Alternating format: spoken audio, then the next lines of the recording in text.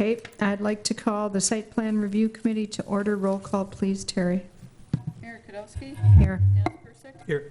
Dan Pamprin. Here. Gary Paul. Chris Atkinson. Here. Andy Krowski. Here. And Dale Quinn. Here.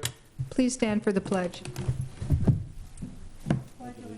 the flag of the United States of America and to the republic for which it stands, one nation, under God, indivisible, with liberty and justice for all. And please remember all our men and women throughout the world in uniform. Okay, I have no changes to the agenda. Motion and a second to approve the agenda as presented. All those in favor say aye. Aye. Opposed? Motion carried. Action on the site plan review minutes from the regular meeting of July 21. Motion to approve. Second. Motion and a second to approve those minutes. All those in favor say aye. Aye. Opposed? Motion carried. 6A, review plans for the following locations. Action regarding requested site plan review for planned unit development amendment at 2325 and 2351 Holmgren Way, parcels VA-116-8-1 and VA-116-7. Aaron. Okay, I'll try this, just so people can hear me. Performa Incorporated, at the request of the property owner Ash Investors LLC, has requested a planned unit development amendment for the former Gordman's property.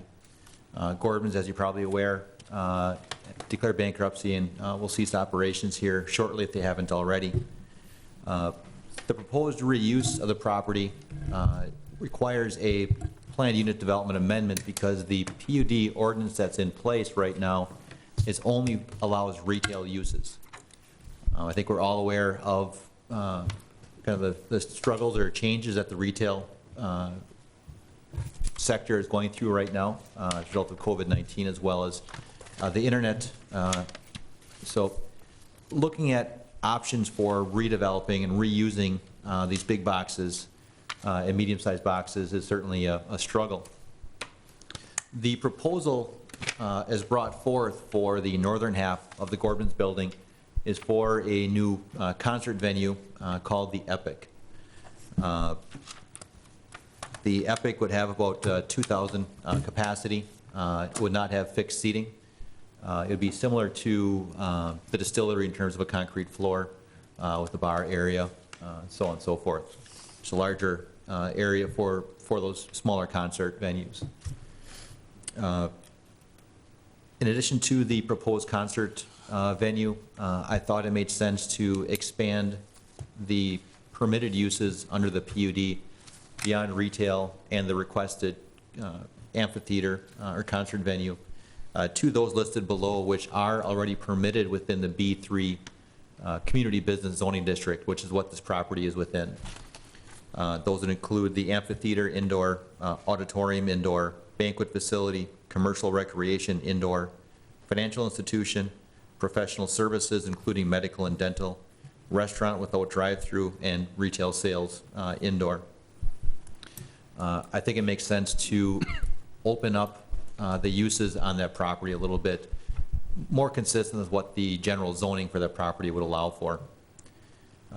In addition to the allowable uses, there's a request for a blade sign, which is a projecting sign, to have a rendering here. I'll show in just a second. Right here. Our sign code does not currently allow blade signs. We did actually approve a blade sign PUD amendment for the Element Apartments. Mm-hmm. We also approved a blade sign PUD for the Nifong building on Oneida Street when that went through the process. I am in the process of revising our sign ordinance. It's taking a little longer than I anticipated, but these blade signs are becoming much more common, and I think they provide nice architectural detail to this type of building. So in addition to the signage, you can see from a site plan standpoint, there are proposed exterior alterations. Zoom in a little bit here. This, of course, is the west elevation or the front of the former Gordman's building. You can see some additional architectural features added to the building, make it a little more interesting for a concert venue. Some additional painting to be done, basically brush the building up a bit. There will also be a small patio added onto the north elevation right here, which would be enclosed. But other than that, the exterior is really remaining the same except for those small architectural changes to the front of the building. The requested PUD, therefore, is just for the additional uses, signage, and of course, the site plan request for the signage. One other item is parking. Certainly, parking is important. There's room on space on site for, I believe, 440 stalls. Under the code for a venue that holds 2,000 people, it would need 667 parking stalls on site. Now, as a village, we are trying to get away from having these massive parking lots that are used 5% of the year. What is proposed is a shared parking for the remaining 220-some stalls with shared agreements with properties within 1,000 feet of the venue. I believe that, along with the trend, especially for venues such as this, to take advantage of car-sharing services such as Uber and Lyft, really will push down the number of cars that will be parking on site.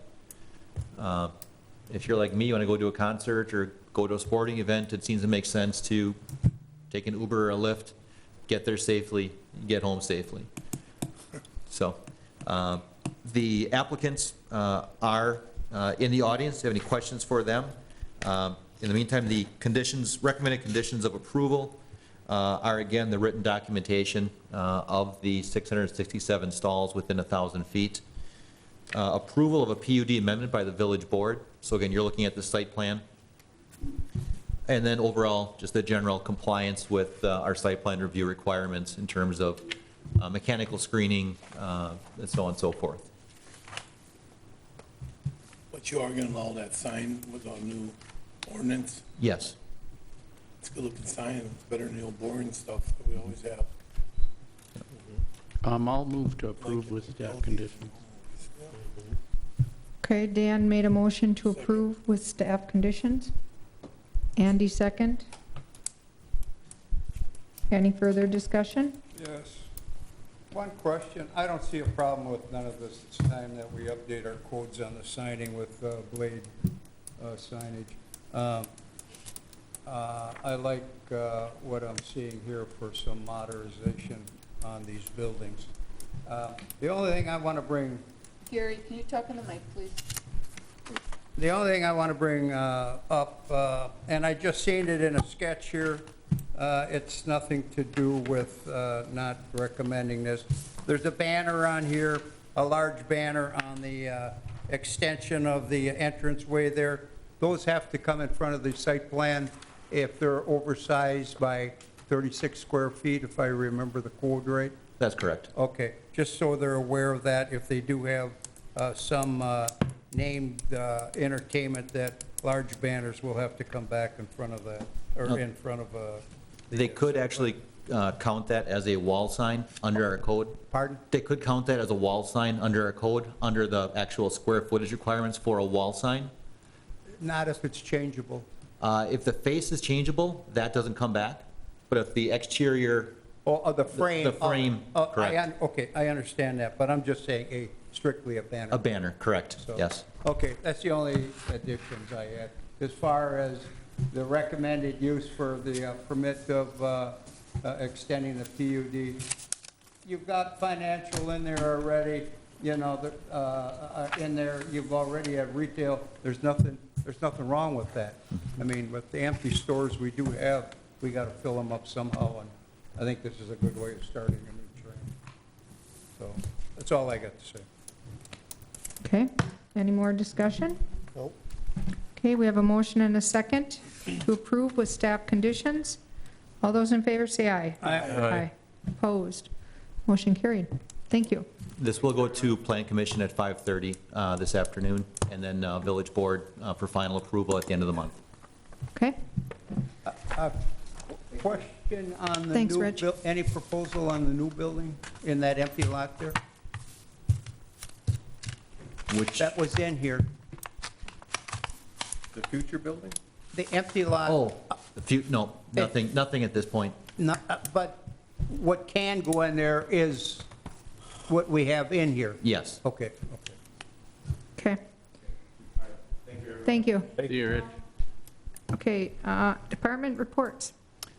We did just get an application in for a third wall sign for, I believe it's the old Super Value Warehouse on Potts Avenue. So we will have a site plan review committee meeting in 2 weeks.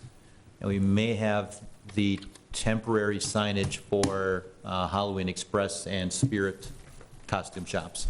'Tis the season. They're going back to the same place. Okay? I have a question there. Is that one building that we okayed over on Dan's old land off of Main and Packard, is that still going through? One that they Oh. wanted to, No, they withdrew their application. I thought I'd seen the sign that said, site for sale. Were they mad? Were they mad because of the ordinance? I think there were, hard to say. It was. They shouldn't have been trying to put that building there anyways. They're going out in Lawrence. So she didn't want to pay for any mason or anything. She just wanted a tin building. Okay, any items for next agenda? Well, Aaron already said what we've got going. I need a motion to adjourn. So moved. Motion and a second to adjourn. All those in favor say aye. Aye. Opposed? Motion carried. Thank you.